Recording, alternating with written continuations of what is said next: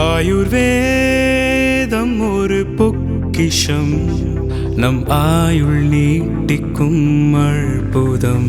Doctor Srivarma's lion Arabian dates. இப்போ அது லயனா டேட்ஸ். லயனா பிரீமியம் டேட்ஸ். சுத்தம், சுவை மற்றும் ஆரோக்கியம். Periyar Maniammai institute of science and technology, Thanjavur. BTech biotechnology with specialization in computer science and biology. OS Maniyan அண்ணன் குறிப்பிட்டது போல கடந்த 2 மாதத்திற்கு முன்னாலே மே மாதம் சேலம் மாவட்டத்தில் தொடர்ந்து 3-4 நாட்கள் தொடர்ந்து மழை பெய்ந்தது. அப்பொழுது மாடு கட்டுகின்ற இடத்தில் கொட்டகை என்று சொல்லுவார்கள், அந்த இடத்திலே மழை நீரால் தேங்கப்பட்டு நிற்கிறது. இரவில் பெய்த மழை, அந்த தண்ணீரை எப்படி வெளியேற்றுவது? அதற்கு தன்னுடைய பட்டா நிலத்தில் இருந்து 3-4 யூனிட் நுரம்பு அள்ளி கொட்டுவதை பார்த்து அங்கு இருக்கின்ற தாசில்தார் வண்டியை பிடித்து கொண்டார்.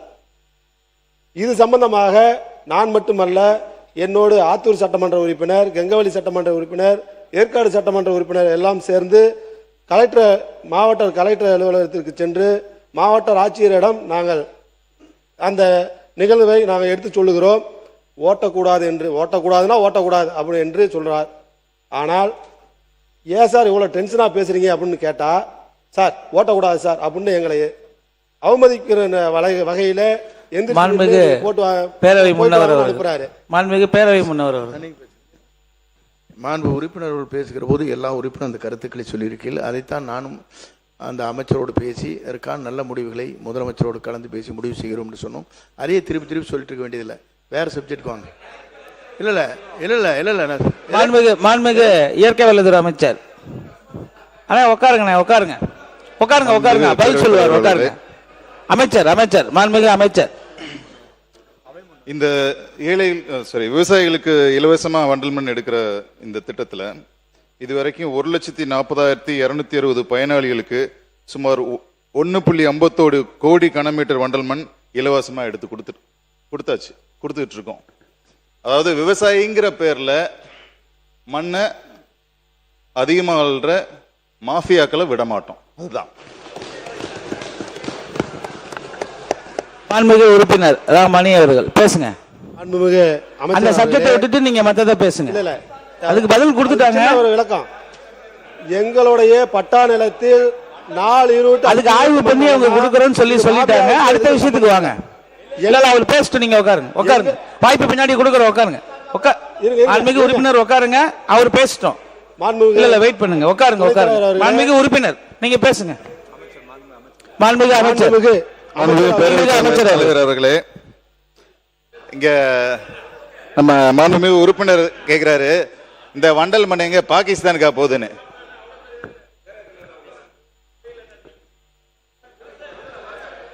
விவசாயிக்கு மட்டும்தான் போகணுங்கிறதா தமிழ்நாடு முதலமைச்சர். பாகிஸ்தானுக்கு இல்ல, பக்கத்து ஊருக்கு கூட போக விட மாட்டோம்.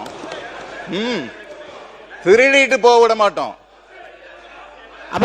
அமைச்சர் பேசுறாரு. நீங்க உட்காருங்க. இல்ல பாத்துக்கிட்டு தான் இருக்கேன். உட்காருங்க. இன்னும் 6 பேர் பேச வேண்டியது இருக்குது. உட்காரலானே.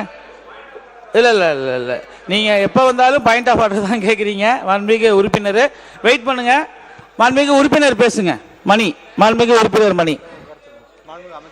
மாண்புமிகு அமைச்சர் அவர்கள். நாங்கள் மாண்புமிகு பேரவைத் தலைவர் அவர்களே, மாப்பிள்ளை என்கின்ற அவை குறிப்பிலிருந்து நீக்கப்படுகிறது. மாண்புமிகு அமைச்சர் நீங்க பேசலாம். நம்ம சொல்றது விவசாயிங்கிற பேர்ல, விவசாயிகளுக்காக தான் இந்த திட்டமே. பட் விவசாயிங்கிற பேர்ல அதிகமா ஆள்றது, அதை தான் நம்ம அரசு நடவடிக்கை எடுத்து தவிர்க்குது. மாண்புமிகு முன்னாள் முதலமைச்சர் எடப்பாடி பழனிசாமி அண்ணன் அவர்கள். மாண்புமிகு பேரவை துணைத் தலைவர் அவர்களே, வண்டல் மண்ணை எதுக்கும் பயன்படுத்த முடியாது. நிலத்துக்கு தான் இயற்கை உரமாக பயன்படுத்த முடியும். அதிமுக ஆட்சி செங்கல் சூளைக்கு வண்டல் மண் அதிகமாக பயன்படுத்த முடியாது. களிமண் தான் பயன்படுத்த முடியும், செம்மண் தான் பயன்படுத்த முடியும். அதோட அனைத்து இந்திய அண்ணா திராவிட முன்னேற்ற கழகம் ஆட்சி இருந்த பொழுது குடிமராமத்து திட்டத்தை கொண்டாந்து நீண்ட காலமாக ஏரிகளில் அந்த திட்டத்தை, அந்த வண்டல் மண் அள்ளிக்கிற திட்டம் இல்லை, நிலுவையில் இருந்தது. கிட்டத்தட்ட பல ஆண்டுகளமாக இருந்தது. அதனால் மழை காலத்தில் நீர் வீணாகாமல் தேக்கி வைப்பதற்காக, நிலத்தடி உயர்வதற்காகத்தான் இந்த குடிமராமத்து திட்டத்தை கொண்டாந்தோம். அது மட்டும் மேட்டூர் 83 ஆண்டு காலம் இருந்தது. 5 ஆண்டுக்கு முந்தி 83 ஆண்டு காலம் மேட்டூர் அணையில் தூர்வாராமல் இருந்தது. ஒரு நாளைக்கு 5000 லாரிகள் அந்த நிதியில் மேட்டூர் அணையில் தூர்வாரப்பட்டது. தமிழ்நாடு முழுவதும் பொதுப்பணித்துறையின் சார்பாக 8000 ஏரிகள் தூர்வாரப்பட்டது. இது முழுக்க முழுக்க விவசாயிகளுடைய பங்களிப்போடு இந்த திட்டத்தை நடைமுறைப்படுத்தணும். மாண்பு அமைச்சர் சொல்லும்போது விவசாயிகளை மாஃபியான்னு சொல்லுவது தவறு. அந்த வார்த்தையை நீங்கள் அவைக்குள் நீக்க வேண்டும். மாண்புமிகு அமைச்சர் அவர்கள் அமைச்சர் அவர்கள் வந்து விவசாயிகளை குறித்து சொல்லி இருந்தால் ஆய்வுக்கு உட்படுத்தப்பட்டு அந்த வார்த்தை அவை குறிப்பிலிருந்து நீக்கப்படும். மாண்புமிகு அமைச்சர் அவர்கள் இல்ல மாண்புமிகு முன்னாள் முதலமைச்சர் மாத்தி சொல்றாங்க. விவசாயிகளை யாரும் மாஃபியான்னு சொல்லல. விவசாயிகள் செயல்படுறது யாருன்னு இங்க இருக்க எல்லாருக்குமே தெரியும் இல்லையா? தனியா மாண்புமிகு உறுப்பினர் மணி அவர்கள் நீங்க தொடருங்க. எங்க அவர் இப்பதான் ஃபர்ஸ்ட் பேசுறாரு, உங்களுக்கு வாய்ப்பு கொடுக்குறோம். அவர் பேசி முடிக்கட்டுங்க. சப்ஜெக்ட் விட்டு வெளியில மாறுது, வேணாம், முடியாது. நீங்க பேசுங்க மாண்புமிகு. சப்ஜெக்ட் விட்டுட்டு அடுத்தது பேசிட்டு இருக்காதீங்க. உங்களுக்கு போதுமான தகவல் வந்து அமைச்சர் வந்து கொடுத்துட்டாங்க. இருங்க அவரு முன்னாடி அவை முன்னவர் தெளிவா கொடுத்துட்டாரு. போதும். அவை முன்னவர், மாண்புமிகு அவை முன்னவர் உறுப்பினர் உட்காருங்க ஒரு நிமிஷம். மாண்புமிகு அவை முன்னவர்.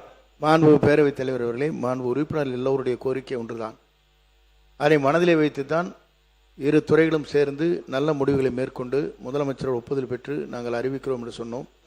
அதற்கு பிறகு அதையே தொடர்ந்து பல்வேறு கருத்துக்களை சொல்வது தவிர்த்து இப்போது இருக்கின்ற துறையின் சார்பாக நீங்கள் தங்கள் கருத்துக்களை வழங்க வேண்டும் என்று அன்போடு கேட்டுக்கொள்ளுங்கள். மாண்புமிகு உறுப்பினர் அவர்கள் மாண்புமிகு அந்த சப்ஜெக்டை விட்டுட்டு அடுத்த சப்ஜெக்ட்டுக்கு வாங்க. பேரவை துணைத் தலைவர் அவர்களே, நான் சொல்லுவது வண்டல் மண் எந்த மண்ணா இருந்தா சார் அதை விட்டுட்டு வேற சப்ஜெக்ட்டுக்கு வாங்க சார். வண்டல் மண்ணிலே போயிட்டு இருந்துச்சுன்னா அடுத்தடுத்தது எப்ப முடிப்பீங்க? சீக்கிரம் பேசுங்க. நாங்க போனது 4 சட்டமன்ற உறுப்பினர்கள். 4 சட்டமன்ற உறுப்பினர்களை அவமரியாதையாக ஒரு ஆட்சி தலைவர் பயன்படுத்துகிறார் என்றால் நாங்கள் மக்கள் குறையை கேட்பதற்கு சென்றோமா இல்லை அவரிடம்? இல்ல மாண்புமிகு உறுப்பினர் அவர்களுக்கு ஒரு விஷயம் சொல்லிக்கிறேன். இன்னைக்கு வந்து நான் சொல்லி முடிச்சுக்கிறேன். இன்னைக்கு வந்து மானிய கோரிக்கை வந்து PWD சம்பந்தப்பட்டது, ஹைவேஸ் சம்பந்தப்பட்டது. அதனால நான் 2 இது விவாதத்துக்கு எடுத்துக்க வேண்டி இருக்குது. நீங்க ஒரே இதை நீங்க வந்து பேசிட்டே இருக்க வேணாம். அவை முன்னவர் அவர்கள். மாண்பு பேரவைத் தலைவர் அவர்களே, மாண்பு உறுப்பினர் அவர்கள் இங்கே குறிப்பிடுவதை நீங்கள் கடிதம் மூலமாக பேரவைத் தலைவருக்கே கொடுக்கலாம். அந்த வாய்ப்பு உங்களுக்கு இருக்கிறது. சட்டமன்ற உறுப்பினர் என்ற முறையில் என்னென்ன அதிகாரிகள் இருக்கிறார்கள், என்ன குறைகள் இருக்கிறது என்பதை அவரிடத்தில் சொல்லுகிற போது அவர் அந்த துறையுடைய மாவட்ட ஆட்சித்தலைவருக்கு வேண்டுமானாலும் இப்படித்தான் முறைகள் இருக்கிறது என்பதை வகுத்து விடுவார்கள். நீங்கள் ஆகவே திருப்பி தாசில்தார் மாவட்ட ஆட்சியர் அப்புறம் கோட்டாட்சியர் இதையே சொல்லிட்டு இருக்காருங்க. தயவு செஞ்சு வேருக்கு வாங்க. மாண்புமிகு முன்னாள் முதல்வர் எடப்பாடி பழனிசாமி அண்ணன் அவர்கள். மாண்புமிகு சட்டப்பேரவை துணைத் தலைவர் அவர்களே, மாண்பு சட்டப்பேரவை உறுப்பினர் கூறுவது மக்களுடைய பிரச்சனை சம்பந்தமாக மாவட்ட ஆட்சியாளர் சந்திக்கின்ற பொழுது அவர்கள் உரிய மரியாதை கொடுக்கவில்லை. அவர் சொல்லுகின்ற பொழுது நீங்கள் வெளியே செல்லுங்கள் என்று சொல்கின்ற காரணத்தினால்தான் அந்த கருத்தை தான் இங்கே பதிவிக்கின்றார். ஆகவே இந்த அரசாங்கம் சம்பந்தப்பட்ட அதிகாரிகளுக்கு ஒரு உத்தரவை வழங்க வேண்டும், சுற்றறிக்கை வழங்க வேண்டும். சட்டமன்ற உறுப்பினர்கள் மக்களுடைய பிரச்சனை சம்பந்தமாக சந்தித்து கோரிக்கை மனு கொடுத்தால் அந்த கோரிக்கை மனுவை ஏற்று அதுக்கு உண்டான தீர்வு காண வேண்டும். அதைத்தான் அவர் குறிப்பிடுகிறார். மாண்புமிகு அவை முன்னவர் அவர்கள் சுருக்கமா ஒரு பதில் சொல்லி முடிச்சிருங்க. சுருக்கமா அந்த விஷயத்தை முடிச்சிருங்க. மாண்பு பேரவைத் தலைவர் அவர்களே, இதற்கான ஆணையம் இருக்கிறது, எல்லோருக்கும் தெரியாது ஒன்றல்ல.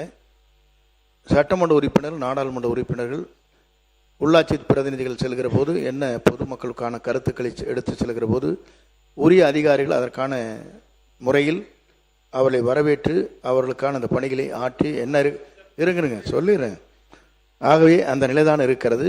அப்படி ஏதாவது இடத்துல குறை இருக்குமேனால் அவர் சொன்னதை போல அதற்கான அரசு கவனத்தில் எடுத்துக்கொள்ளும். மாண்புமிகு உறுப்பினர் நீங்க பேசுங்க. அந்த சப்ஜெக்டை விட்டுட்டு பேசுங்க. யாரும் குறுக்கீடு பண்ணாதீங்க. 6 பேர் பேச வேண்டியது இருக்கு. மாண்புமிகு துணை பேரவைத் தலைவர் அவர்களே, என்கிட்ட ஆதாரத்தோடு நான் சொல்கிறேன். 47 முறை அவருக்கு ஃபோன் பண்ணேன். 2 முறை மட்டும்தான் அவர் பேசுகிறாரு. மீதியை வந்து மாண்புமிகு பேரவை உறுப்பினர்களுக்கு ஒரு விஷயம் சொல்லிக்கிறேன். ஏதாவது ஒரு விஷயம் இருந்துச்சுன்னா ரிட்டன்ல எழுதி கொடுங்க. அவை குறிப்பில் ஏற்றுக்கிறோம். அது சம்பந்தமாக துறை சார்ந்த அமைச்சருக்கு நாங்கள் அதுக்கு கொடுத்து தீர்வு ஏற்படுத்துவோம். நீங்கள் அடுத்த விஷயத்தை பேசுங்க.